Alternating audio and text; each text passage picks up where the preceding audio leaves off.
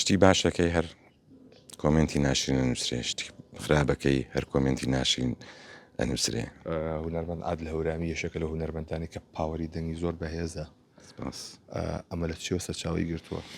وڵای ترەوە یەکەم سپاس بخوای گەورە، دووهەم من تەمرین زۆرەکەم، دایمە لە ماڵەوە تەمرینەکەم، یا مەسەلەن جاری وا هەیە دووسێ برادر مەسەلەن هونەرمەند کۆبینەوە، ئەگەر ئالەتێ شتێکمان دەستکەوت دەسەکەین بەمە تەمرینکردن نەک قسەکردن. ئەگەر کات بگەڕێتەوە چوو بەرهەمێکە تۆمار ناکەیت؟